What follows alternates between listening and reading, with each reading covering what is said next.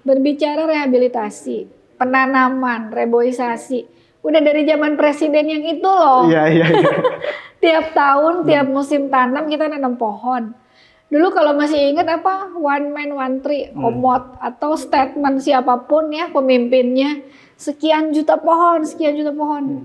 Pertanyaan saya, kamarana eta pohon yang dipelak teh di marana gitu kan?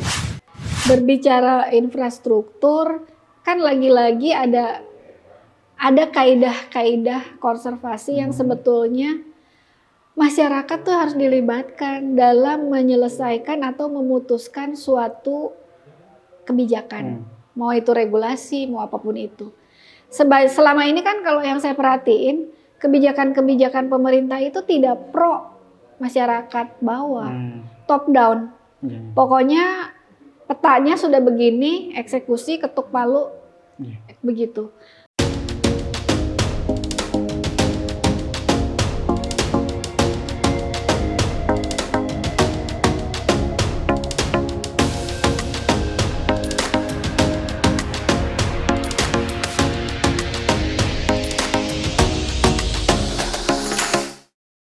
Assalamualaikum warahmatullahi wabarakatuh. Kembali lagi di program ID Talk, di mana kita berbincang santai tapi berisi. Nah, kali ini saya sedang berada di kediaman sosok yang secara karir politiknya cukup gemilang. Dan kali ini saya sedang bersama Bu Sophia. Selamat datang di ID Talk. Terima kasih atas kehadiran kawan-kawan di sini. Terima kasih atas kesediaannya berbincang dengan saya di santai aja kan, bincang-bincangnya kan? Santai. Oke. Selain kesibukan di dunia politik apa aja? Sebetulnya sibuk saya di dunia politik ini kan baru beberapa tahun terakhir aja kan. Sebelum-sebelumnya saya ini hanya ibu rumah tangga biasa yang berusaha memaksimalkan potensi keluarga dan anak-anak, yang kebetulan saya ini ibu 4 orang anak, Kang. Jadi kebetulan bagaimana saya sebelumnya sibuk dengan pola-pola parenting karena jenjang usia anak saya yang dari mulai 21, 20, sekian belas tahun, lalu 7 tahun. Jadi saya disibukkan dengan parenting. Begitu anak-anak saya mulai besar, mulai menemukan jalannya, saya merasa udah cukup nih mengantarkan. Boleh dong sekarang giliran saya.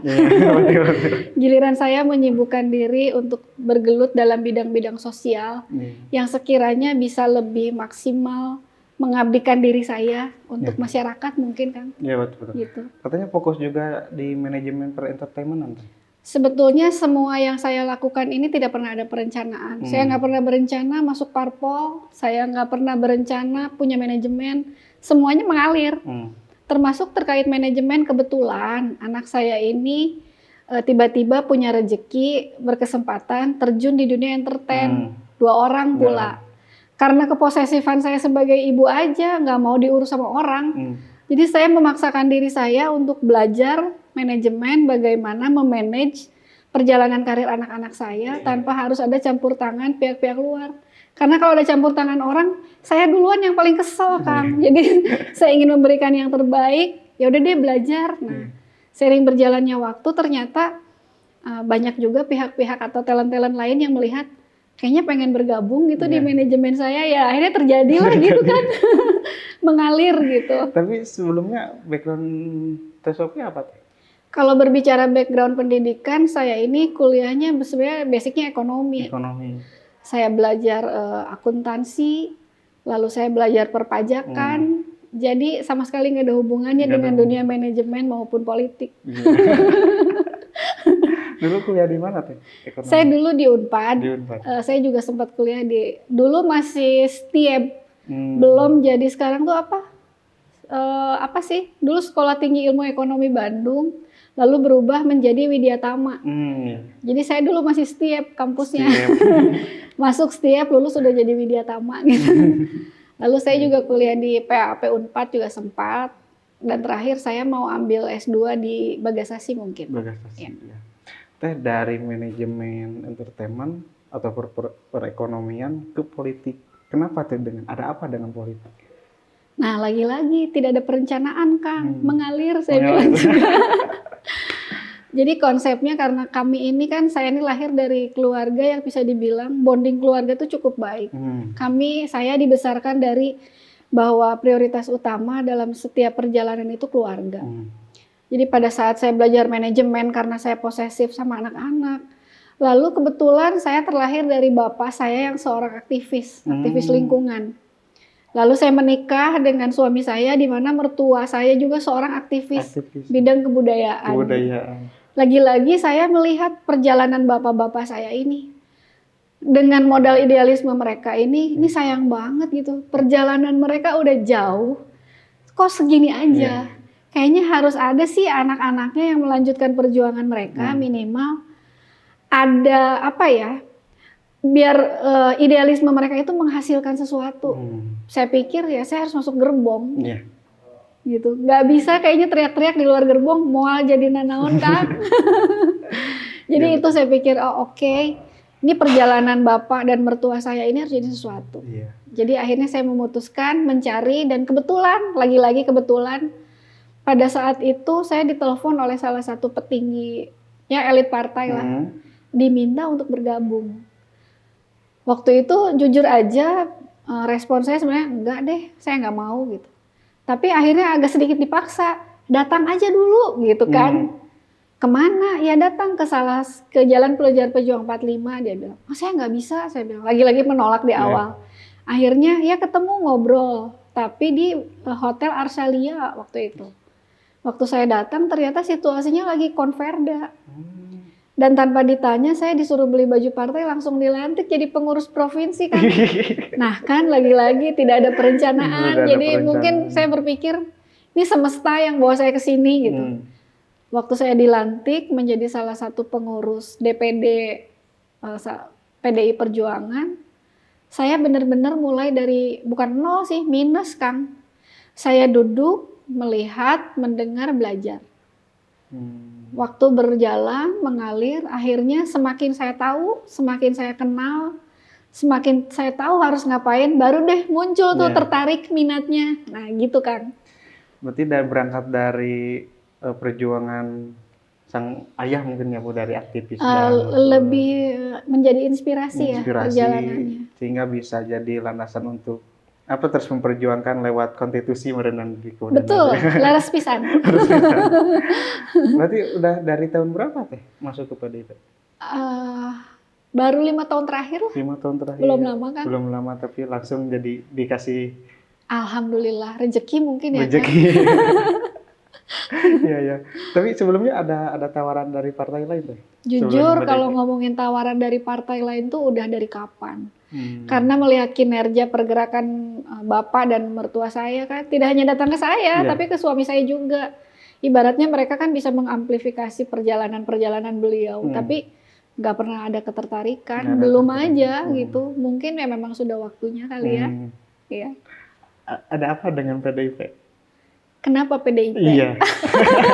PDI Perjuangan. Kalau buat saya pertama boleh egois dulu ya, karena saya perempuan. PDI Perjuangan adalah salah satu partai yang sama sekali tidak sangat appreciate terhadap perempuan. Kesetaraan gender tuh di sini nyata. Tidak ada larangan perempuan untuk jadi pemimpin, sebutlah begitu. Jadi tidak ada larangan haram perempuan memimpin. Nah itu nggak ada. Saya suka gitu. Lalu kita sebagai perempuan juga diberi ranah dan ruang seluas-luasnya untuk bisa berekspresi, untuk bisa bersuara. Yang jujur saya tidak menemukan ini di partai lain kan. Selain itu ada kenyamanan juga mungkin ya. Selain itu back history-nya Kang. Keluarga besar kami ini adalah pecinta ajaran-ajaran Bung Karno. Dari bapak saya yang begitu ibaratnya ajaran-ajaran Bung Karno itu udah jadi pembicaraan di ngopi-ngopi pagi kita kayak gitu. Lalu kalau dari latar belakang mertua saya ada kedekatan yang sangat erat. Kedekatan secara kekeluargaan, tidak ada hubungan keluarga tapi lebih kepada persahabatan yang menjadi seperti keluarga dengan keluarga Bung besar ini. Dari kepengurusannya Teh Sophie langsung ke wakil ketua di bidang kebudayaan. Iya. Ketertarikan setertarik apa sih dengan kebudayaan? Jujur sih dulu sebetulnya waktu ditawarin bidang kebudayaan saya nolak. Saya bilang saya nggak punya esensi atau pemahaman yang terlalu jauh terkait budaya. Tapi kalau berbicara lingkungan, ayo gitu. Tapi akhirnya melalui komunikasi yang cukup intens dan panjang dengan Ketua DPD saat itu Mas Ono, juga dengan Sekjen Pak Hasto Kristianto, bahwa banyak yang kita lakukan melalui Simpul Budaya, termasuk penyelesaian isu lingkungan. Wah, ini menarik saya bilang. Jadi memang sangat ada korelasinya kan. Jadi ya oke lah kita berjalan. Di antaranya kan saya menawarkan, kan mesti diuji ya, namanya uji tawaran tuh bener nggak nih gitu kan. Lalu akhirnya saya menguji dengan, saya punya ide waktu itu program terkait penyelesaian isu lingkungan tapi pendekatan budaya. Saya coba kemukakan nih program itu. Waktu itu saya bikin Leuweung Pajajaran kan. Pada saat dikemukakan bahkan disambut dengan sangat baik. Saya bahkan di tahun pertama saya jadi pengurus DPD tuh saya udah presentasi di depan Ibu Ketua Umum di DPP, udah level dewa kan. Mempresentasikan program di depan Ibu Ketua Umum Ibu Megawati Soekarno Putri dan disambut dengan hangat, bahkan dieksekusi dengan sangat baik. Buat saya itu barometer. Ternyata PDI Perjuangan serius. Gitu. Gak sekedar wacana. Jadi saya ya makin jatuh cinta lah Kang gitu. Makin merasa ada bonding gitu di sini. Iya. Katanya nyalon juga di DPR RI, Dapil Jabar 2 ya? Emang boleh ya ngomong gitu ya Kang? Kenapa di Jabar 2 enggak di Jabar 1 gitu? Jabar 2 menarik sih. Saya lagi-lagi berpikirnya PNI ini lahir di sana. Marhaen itu bahkan adalah orang yang berada di wilayah Kabupaten Bandung. Saya ingin menghidupkan kembali, bukan berarti ini sekedar retorika atau sekedar hidup di masa lalu. Tapi buat saya ruh dari nasionalisme, ajaran-ajaran Bung Karno itu memang adanya di Kabupaten Bandung di wilayah Jabar 2 kan. Jabar 2 ya. Tapi gitu. Dari segi ini kandidatnya tuh zona ini kan. Dapil neraka katanya. Dapil neraka. Banyak petahana yang ini. Petahananya, incumbent-nya pun luar biasa. Terus gimana tuh Teh Sophie berani maju kan sama? Sebenarnya dibilang berani mah nggak juga kan, jiper kalau mau jujur sih kan. Tapi saya kan lillahi ta'ala kan. Saya maju aja, jalan aja tanpa berpikir, bukan berarti nggak mau menang ya. Tapi saya pikir butuh adanya figur-figur baru ya di Jabar 2 terutama, karena yang saya lihat ini kan figur-figur lama ini udah harus ada regenerasi gitu. Jadi saya pikir saya punya celah lah untuk menggiring setidaknya teman-teman di usia milenial, mungkin di usia Gen Z untuk berbicara kebangsaan, berbicara ajaran-ajaran Bung Karno. Yang saya pikir ini PR besar saya, Kang. Dengan adanya teknologi yang semakin mudah, arus informasi yang semakin mudah diakses, saya berpikir jangan sampai ajaran-ajaran para pendiri bangsa ini tergerus oleh kemajuan zaman. Jadi boleh dong saya kapan-kapan cerita tentang ajaran-ajaran Bung Karno di kalangan milenial, Gen Z gitu. Biar pada tahu kan, biasanya kan untuk di zaman sekarang modernisme itu kebudayaan tuh hampir terkikis juga ya Teh. Nah, menyingkapi hal itu gimana sih Teh? Kebudayaan yang terkikis, bahkan tidak terkikis sih Kang. Dengan adanya, mohon maaf nih ya, dengan adanya K-pop hari ini yang begitu, saya sih jujur merasa terjajah ya. Bahkan ini saya tidak berhasil di kalangan anak-anak saya sendiri, anak-anak saya masih dengerin musik K-pop, walaupun untuk penyeimbangnya, kamu belajar tari jaipongan dong gitu, ya sebagai penyeimbang. Bukan hanya tergerus Kang, tapi saya melihat sudah terserabut dari akarnya. Situasi kebudayaan kita hari ini tuh begitu. Lalu bagaimana menyikapinya? Kalau berbicara desain besar mah memang banyak ya rencana gitu. Tapi saya pikir sebelum melangkah ke wacana besar, saya memilih untuk melangkah mulai dari hal-hal kecil. Hal-hal kecil sesederhana bagaimana menguatkan bahasa ibu. Bagaimana mengajarkan bahasa Sunda terhadap anak-anak kita yang memang orang Sunda. Karena kalau Akang merhatiin di kota besar tuh sekarang anak-anak kecil dengan orang tua, maaf ya, mereka lebih senang manggil Ami, Ubi. Itu bukan budaya kita loh kan. Atau Momi, Dedi. Bahkan mereka bangga saat anak-anaknya sebelum usia 10 tahun udah mahir berbahasa Inggris. Kalau menurut saya ini agak gagal fokus. Seharusnya bahasa ibunya dulu dikuatkan, bahasa Sunda itu sendiri. Setelah itu kita belajar bahasa Indonesia, barulah pada saat mereka paham, otaknya terbentuk dengan sempurna esensi bahasa, barulah mereka belajar bahasa asing kalau menurut saya. Saya mulai dengan ingin mensosialisasikan bahasa ibu. Kenapa bahasa penting? Bahasa ini benteng. Bahasa ini akan menselaraskan atau menyamakan arti. Mau gimana kita ngerti, paham, solusi maupun perjalanan, kalau bahasa kita udah berbeda, samakan dulu dong bahasanya. Frekuensinya nyambung dulu, baru kita bisa ngelangkah gitu. Satu itu. Yang kedua, bagaimana menyelamatkan budaya-budaya asli. Saya agak sedih hari ini Jaipongan di Jawa Barat udah jadi tontonan yang langka. Yang langka, betul. Karena ada isu dianggap gerakannya erotis. Padahal sebenarnya bukan salah penari Jaipong ya kan. Ini salah pada bagaimana perspektif orang yang melihat itu. Jadi saya pikir mulailah dengan mengembangkan tari-tarian seni-seni asli. Diangkat kembali. Kita punya banyak lah kalau berbicara tontonan ya. Bersifat seni itu kan tontonan. Mulai mengembangkan. Lalu kalau memang bisa nih, kita butuh bridging sih Kang. Bridging ke generasi-generasi hari ini. Bagaimana kemasannya? Sebetulnya saya sudah melihat banyak sih upaya-upaya seperti musik-musik progresif. Dikemas dengan lebih kekinian. Kostumnya yang dibuat lebih masuk ke perspektif anak-anak hari ini. Ya itu sih mungkin Kang, dengan baik itu tuntunan maupun tontonannya, kita kemas dengan bahasa dan kemasan yang lebih kekinian, tanpa menghilangkan ruh asli dari budaya itu sendiri. Kalau menurut saya itu sih Kang.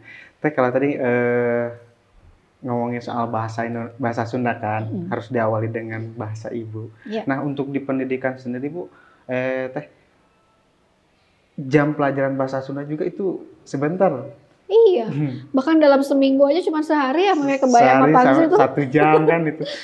Itu misalkan insya Allah mudah-mudahan Ibu nanti di DPR RI gitu kan. Mungkin kalau kebudayaan dan lingkungan fokus kedua ini mungkin di Komisi 10 dan ada pendidikan juga. Bakal ada perubahan nggak dari segi kurikulum bahasa Sunda ini? Bakal memperjuangkan? Tentu saja Kang, itu PR bisa dibilang prioritas pertama saya. Karena kita jalan-jalan ke ini aja kan, kalau saya ikut satu waktu nongkrong bareng anak-anak gitu ya, ke satu tempat, entah itu di kawasan mana lah di Bandung. Udah jarang anak-anak remaja saya ngomong bahasa Sunda yang benar. Bahkan ngomongnya juga udah aing-aingan kan. Kebayang kalau zaman saya kecil itu ngomong aing udah disintrek kayaknya sama ibu saya. Hari ini tuh ngomong aing tuh kayak udah biasa aja gitu. Jadi mulai ada pergeseran kan. Untuk solusi menurut Teh Sophie untuk mempertahankan kebudayaan kita itu seperti apa nanti? Solusi ya. Kalau berbicara solusi itu artinya sekarang dan ke depan kan. Kan kalau ngomongin terlanjut mah tidak ada kata terlambat. Terlepas bagaimanapun kondisi hari ini, lagi-lagi kita mulai dengan bagaimana pengemasan atau cara kita mengkomunikasikan atau mendeliver apa yang ada di benak kita ke anak-anak generasi Z. Karena kan mereka generasi penerus bangsa yang akan datang itu kan ada di mereka. Ya mungkin kita harus menyamakan frekuensi bahasa kemasan yang sekiranya masuk ke benak mereka. Ya misalnya dengan kemasan yang lebih kekinian, dengan musik yang sedikit lebih progresif. Kalau misalkan busana tari-tariannya dibuat lebih menarik Iya, buat iya. mereka, supaya minimal nyangkut dulu deh di mereka bahwa ini oke juga ya, nggak melulu mesti K-pop. Ternyata tari kecak atau jaipong atau apapun juga bisa energik. Iya. Ya mungkin dengan itu ya bridgingnya tuh masuk dulu Iya. gitu. Lalu mungkin mulai memberikan tontonan-tontonan, menggali lagi gitu, supaya berbicara calung gitu, reak tuh kan tidak selalu sejadul itu. Iya. Mungkin kita kemas gimana-gimana ya, minimal begitu mereka ada ketertarikan dan merasa ada bonding, baru kita bisa masuk tuh Iya, iya. bagaimana ke depannya gitu sih kalau Berarti menurut saya kan. lebih dikemas lebih modern lagi ya? Harus dengan bahasa kekinian, karena kalau pakai bahasa kita udah nggak akan nyambung kan. Iya. Udah males, jadul gitu kan. Ya betul. Gitu. Ya. Teh, untuk soal ini sendiri sih, lingkungan nih, kita ke lingkungan. Menyikapi lingkungan di Jawa Barat ini khususnya di Kabupaten Bandung atau Kabupaten Bandung Barat seperti apa sih Teh? Nah ini menarik nih. Menarik, kalau ngomongin gimana ini. Teh? Karena gini, sampai hari ini kan berdasarkan data ya, Provinsi Jawa Barat khususnya Kabupaten Bandung itu masih punya PR terkait lahan kritis. Masih terluas kan? Masih terluas. Ini ada apa? Ada apa? Karena begini, berbicara rehabilitasi, penanaman, reboisasi, udah dari zaman presiden yang itu loh. Iya. Tiap tahun, tiap musim tanam kita nanam pohon. Dulu kalau masih ingat apa, one man one tree, komot atau statement siapapun ya pemimpinnya, sekian juta pohon. Pertanyaan saya, kamarana eta pohon yang dipelak teh di marana gitu kan? Justru agak aneh juga ya Teh, ketika kemarin wawancara sama di Sud Jabar, katanya dari target di RPJMD itu dicanangkan 60.000 pohon dan sekarang sudah tertanam 100.000 pohon. Tapi di mana? Di mana gitu kan lahan kritisnya enggak berkurang enggak atau itu gimana Teh? Nah itu kan, itu sebetulnya. Kenapa aksi menanam dilakukan terus-menerus kok tidak ada solusi atau penyelesaian masalah? Iya. Bahkan perbaikan pun masih jauh ya, berbicara perbaikan. Akhirnya saya coba nih mundur lagi ke belakang. Kapan sih mereka nanam? Di mana? Yang terpenting nih, apa yang ditanamnya? Iya. Oh ternyata Geningan Kang, memang sekian juta pohon, sekian hektar. Yang ditanam itu masih orientasinya pohon-pohon industri. Pohon-pohon yang dalam 5 tahun, 10 tahun dipanen jadi uang. Paingan, mau ditanam 5 tahun ya hilang lagi. Hanya menyelesaikan masalah sesaat, tidak menyelesaikan masalah secara garis besarnya. Itulah kenapa itu juga jadi bentuk keprihatinan saya. Oh pantesan gitu. Kenapa padahal kan ada pola yang bisa diterapkan. Kalaupun berbicara penanaman atau apapun itu, jangan mengabaikan kaidah-kaidah konservasi. Kita mengenal sekarang sebetulnya kan sudah menjadi PR bersama nih, termasuk pemerintah yang kita sebut agroforestry. Kalau Kang Erwin tahu bagaimana pola agroforestry itu kan dalam satu hamparan kita tidak selalu menanam satu jenis tanaman, tapi multi. Dan yang terpenting ada satu hamparan misalkan dalam 1 hektar nih misalkan. Setidaknya 20% itu harus ditanami oleh pohon tegakan. Pohon tegakan itu yang akan berusia ratusan tahun yang tidak akan pernah ditebang sampai kapanpun. Gitu. Itulah kenapa saya pikir agroforestry ini sudah merupakan program ideal ya. Bahkan sudah digaungkan oleh pemerintah, bahkan oleh Ibu Menteri. Tapi kenapa eksekusi di lapangannya tuh nggak ada, tidak terimplementasikan dengan benar gitu. Ada apa? Ada apa tuh? Iya, Tanda tanya ya. Tanda tanya aja gitu. Menurut Teh Sophie itu gimana tuh? Iya kalau menurut saya sebetulnya kami dari PDI Perjuangan kan sudah memberikan contoh melalui pendekatan Leuweung Pajajaran, kita mundur ke belakang. Jadi ternyata kan para leluhur kita, karuhun kita itu sudah menuangkan dalam kitab kuning bagaimana kita ngamumule leuweung. Ternyata ada aturannya Kang Erwin, tidak sekedar cep nancep di mana wae. Berbicara pohon ini karakternya itu luar biasa. Karakter pohon seperti apa yang kita tanam di pinggir jalan raya besar? Karakter pohon seperti apa yang kita tanam di yang kemiringannya seperti ini? Karakter pohon apa yang kita tanam di sepadan-sepadan sungai? Eta teh teu sami. Ada pohon-pohon yang tepat sesuai karakternya yang harus ditanam di sana. Lalu kembali ke Leuweung Pajajaran, kembali ke ajaran para karuhun. Ternyata mereka itu zaman dulu, Kang, kalau membuat satu hamparan tanah tuh mereka buat 3 zona. Zona terdalam itu leuweung tutupan. Leuweung tutupan ini biasanya ditanami oleh pohon-pohon yang tidak akan pernah disentuh, tidak akan pernah ditebang. Bahkan kadang suka dikeramatkan. Sebenarnya itu mitos supaya jangan tong diganggu gitu. Biasanya di dalam itu pohon-pohon endemik di wilayah itu masing-masing kan, tiap wilayah punya pohon endemiknya. Misalnya kalau di Jawa Barat tuh pohon rasa mala. Rasa mala itu buah-buahannya itu yang biasanya jadi makanan tupai, makanan monyet gitu. Lalu ada pohon kaliandra. Kenapa pohon kaliandra? Pohon kaliandra itu makanan lebah, tempat lebah berkembang biak. Jadi kalau bayangkan kalau makanannya udah ada, otomatis kan makhluk hidupnya, ekosistemnya terjaga. Yang nggak akan ada tuh ceritanya punah apapun itu terkait flora maupun faunanya gitu. Itu biasanya konsep leuweung tutupan.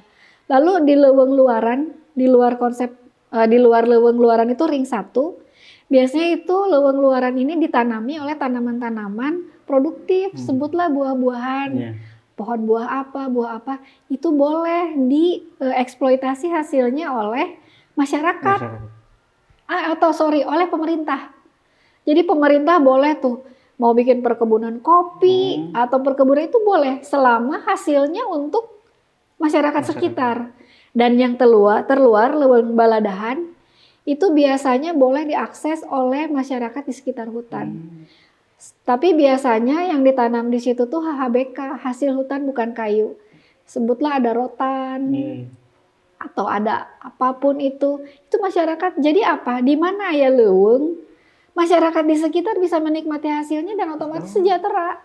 Itu konsep karuhun, Kang. Kalau kita melakukan penyelesaian lingkungan dengan budaya tuh ternyata udah ada rumusnya. Gitu. Nah, apa bedanya dengan agroforestry? Sebutannya aja beda, ya kan? Padahal kalau berbicara konsep, dalam satu hamparan itu kita nggak bisa nanam satu jenis. Sebutlah perkebunan kopi, perkebunan teh atau perkebunan karet, nggak bisa. Mau bagaimana itu ujung-ujungnya tuh arahnya ke kapitalisme, Kang. Hanya memperkaya sebagian-sebagian orang, tapi tidak ada pemberdayaannya untuk masyarakat di sekitar hutannya gitu. Jadi kalau konsep-konsep ini kita terapkan bersama-sama, bisa kok selesai, saya yakin. Leuweung kajaga, masyarakat sejahtera. Itu pisan, Kang. Tapi emang belum gimana sama pemerintah sendiri Jawa Barat, maksudnya apakah konsep seperti itu sudah terpikirkan atau gimana sih itu menurut Teh Sophie sendiri? Masalahnya saya bukan bagian dari pemerintahan di Jawa Barat sih. Nggak masuk di situ, jadi saya nggak bisa. Kalau sekedar mengkritisi dari jauh mah ya bisa lah, kita mungkin ngobrolnya mesti 3 jam kali kan. Tapi ya kurang lebihnya mah gini lah. Harus aya rasa rumasa. Rasa memiliki bahwa menyelamatkan lingkungan itu artinya menyelamatkan anak cucu kita di masa depan. Itu dulu deh yang ditanamkan gitu, supaya kesadaran itu sendiri akan timbul. Nggak mesti digurui dengan sistem, nggak mesti dijagain dengan undang-undang. Selama kita bisa ngolah rasa jadi rumasa. Itu sih yang sekarang balik lagi, kemampuan mengolah rasa rumasa aja kayaknya udah hampir gimana ya kan? Soal di Jawa sendiri fokus ke infrastruktur Teh, secara tidak langsung pasti mengganggu terhadap sisi lingkungan. Pasti. Nah, gimana tuh Teh? Menurut Teh infrastruktur maju, lingkungan terjaga gitu? Sulit ya. Sulit. Sekarang gini deh, berbicara infrastruktur kan lagi-lagi ada kaidah-kaidah konservasi yang sebetulnya masyarakat tuh harus dilibatkan dalam menyelesaikan atau memutuskan suatu kebijakan. mau itu regulasi, mau apapun itu. Selama ini kan kalau yang saya perhatiin, kebijakan-kebijakan pemerintah itu tidak pro masyarakat bawah, top down. Pokoknya petanya sudah begini, eksekusi, ketuk palu, begitu. Padahal coba dong masyarakatnya diajak ngomong. Kan ada banyak wakil rakyat tuh kan penyambung lidah rakyat harusnya. Ada wakil rakyat. Coba kembali ke dapil, ajak ngomong warganya, masyarakatnya. Nih kalau kita mau bangun ini di sini gimana nih? Saya yakin kok masih banyak masyarakat-masyarakat adat di bawah yang masih menjaga dan menjunjung tinggi tatanan-tatanan nilai yang berbasis lingkungan.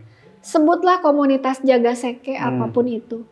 Di dia mah ulah dibangun lantaran di dia aya hulu cai. Nah, misalkan hal seperti itu loh, Kang, nggak akan terjadi kekurangan air di mana-mana.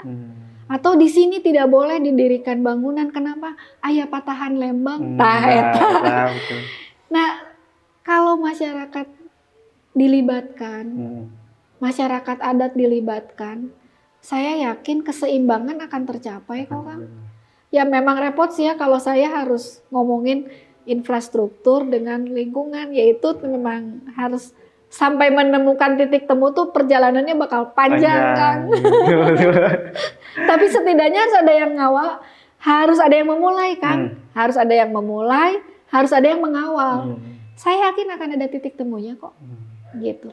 Soal isu pembentukan Kabupaten Bandung Timur gimana tuh Teh? Kan tadi mau di Dapil Jabar 2. Ya, sebetulnya itu balik lagi kan. Nama-namanya pengembangan, berarti kan ada pengembangan infrastruktur. Lagi-lagi yang saya pertanyakan, pada saat pengembangan infrastruktur ini, pembangunan besar-besaran ini, saya harap tidak mengabaikan kaidah-kaidah konservasinya. Jangan sampai ada serapan air yang terganggu, jangan sampai ada pembangunan-pembangunan di wilayah-wilayah yang memang terlarang. Ya kalau hanya akan menimbulkan permasalahan berikutnya kan itu sebaiknya dihindari ya. Ya saya mau masyarakat adat dilibatkan, masyarakat asli diajak, didengarkan aspirasinya, dikedepankanlah kaidah-kaidah konservasi gitu. Jadi jangan sampai terutama terkait serapan air sih, isu-isu lingkungannya pasti banyak kan. Saya pikir itu sih dikedepankan terkait. Kalau namanya membangun, membuat menjadi sesuatu ke arah metropolitan mah hal yang mudah ya. Gampang gitu dengan 1 tahun, 2 tahun itu selesai. Tapi penyelesaian isu lingkungan ini kan butuh waktu. Mungkin seumur hidup gitu. Butuh komitmen yang ya tolonglah manah nate dikapayunkeun. Ya teh aya sumber-sumber resapan air yang tidak boleh terganggu. Harapan saya sih itu aja Kang Erwin. Ya. Ternyata soal stunting, menyikapi stunting di khususnya Jawa Barat seperti apa? Stunting yang berfokus masih isu besar, bahkan ini isu nasional ya, stunting. Menarik lagi-lagi. Gini loh, kalau dari sudut pandang saya sebagai yang memang concern di lingkungan, saya kan bukan ahli gizi ya. Jadi permasalahan stunting ini tidak melulu terkait asupan. Tidak melulu kurang gizi, tidak melulu pola makan, pola hidup, pola apapun itu. Tapi ada juga Kang Erwin, hal lain yang tidak kalah pentingnya. Ternyata pemahaman ini nih, air bersih yang terbebas dari bakteri, itu juga jadi faktor utama yang akan mempengaruhi terhadap tumbuh kembang anak. Maupun janin dalam kandungan. Air ya. Yang kedua sanitasi kan. Ini saya jalan-jalan belanja masalah di Jabar 2 terutama. Masih banyak banget problem sanitasi yang tidak memenuhi syarat sanitasi yang baik dan sehat. Itu tidak bisa diabaikan Kang Erwin. Karena sanitasi yang tidak higienis itu juga mempengaruhi tumbuh kembang janin maupun anak-anak yang sedang dalam masa pertumbuhan. Lagi-lagi, bagaimana pemahaman masyarakat terkait bagaimana mengelola IPAL, instalasi penanggulangan limbah rumah tangga, yang pro lingkungan itu mereka belum terlalu paham ternyata. Contoh ya Kang ya, di mana ada septic tank, itu kan butuh jarak minimum di mana kita bisa ngebor air. Ya, dengan sumur ini. Itu banyak banget masyarakat kita belum paham. Jarak septic tank dengan jarak sumur bor yang dipakai airnya dikonsumsi baik itu minum atau keperluan sehari-hari itu tidak ditempuh Kang. Sehingga yang kemungkinan terjadi apa? Airnya sudah tercemar Kang. Bagaimana satu keluarga mengkonsumsi atau mungkin warga mengkonsumsi air yang sudah tercemar? Ya setidaknya ada bakteri E. coli mungkin di situ kan? Ada kemungkinan. Bukan ada kemungkinan, coba dicek beberapa air-air yang sudah ada kan, bawa ke laboratorium. Itu hal sederhana yang mungkin masyarakat belum paham. Belum lagi bagaimana kadang-kadang yang nggak punya septic tank Kang, kalau yang lingkungannya hidup di sekitar wilayah das maupun subdas, itu mereka buang ipalnya tuh langsung ke sungai. Ini tuh kan jelas ini kejahatan lingkungan. Ini tuh akan menimbulkan permasalahan yang lebih besar. Otomatis sungai kita tercemar.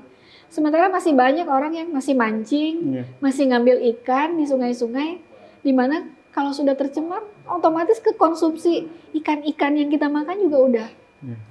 Jadi ini juga, itulah kenapa saya pikir bagaimana mengelola air bersih, memberikan pemahaman, mengelola sanitasi yang baik, pemahaman kepada masyarakat sanitasi yang baik juga merupakan faktor penting terhadap pertumbuhan dan perkembangan anak-anak. Menyikapi seperti itu gimana Teh? Terlebih di Kabupaten Bandung atau Kabupaten Bandung Barat banyak industri tuh.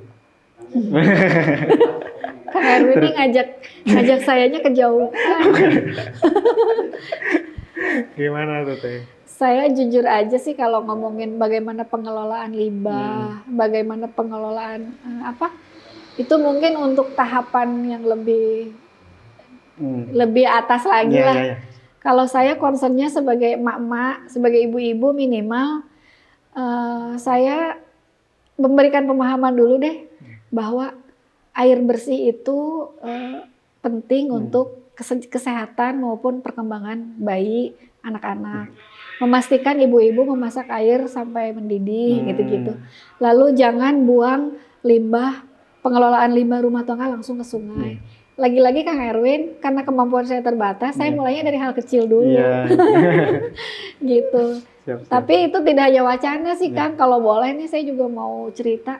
Saya juga di beberapa wilayah yang saya anggap urgent, saya bantu menurunkan penyediaan sumur-sumur bor yang bersih, yang sudah teruji secara laboratorium, yang bisa dikonsumsi oleh warga. Di beberapa titik saya udah menyalurkan bantuan-bantuan sumur bor. Gitu. Mungkin itu aksi nyatanya, tapi lagi-lagi baru langkah kecil banget. Langkah kecil, sedikit-sedikit dulu Teh, nanti jadi gede. Amin, insya Allah. Insya Allah. Saya minta closing statement-nya dong. Closing statement. Hari ini, pembahasan hari ini tuh. Aduh gimana ya Kang? Intinya terima kasih. Saya yakin bahwa untuk menyelesaikan satu permasalahan itu kita butuh sinergi, kita butuh kolaborasi. Yang tidak mungkin menyelesaikan permasalahan itu akan diselesaikan oleh satu individu atau satu kelompok. Itulah kenapa sinergitas dan kolaborasi dengan masyarakat maupun dengan pihak-pihak yang berwenang itu bisa mendorong, setidaknya melahirkan regulasi-regulasi yang baik, yang lebih berpihak terhadap kepentingan masyarakat yang sebenar-benarnya, bukan untuk kepentingan golongan saja. Jadi saya harap ke depan sinergitas dan kolaborasi terbangun untuk kebaikan khususnya setidaknya di Kabupaten Bandung dan Bandung Barat. Wih, mantap, luar biasa. Ya mungkin itu bincang kita hari ini dengan Teh Sophie. Banyak yang kita bincangkan, ya Teh, banyak berisi, dagingnya tuh banyak. Masalah lingkungan, kebudayaan, stunting, kesehatan kayak itu bisa memberikan manfaat buat warga Jabar. Mungkin itu saja bincang kita hari ini. Ija izin pamit. Assalamualaikum warahmatullahi wabarakatuh. Assalamualaikum.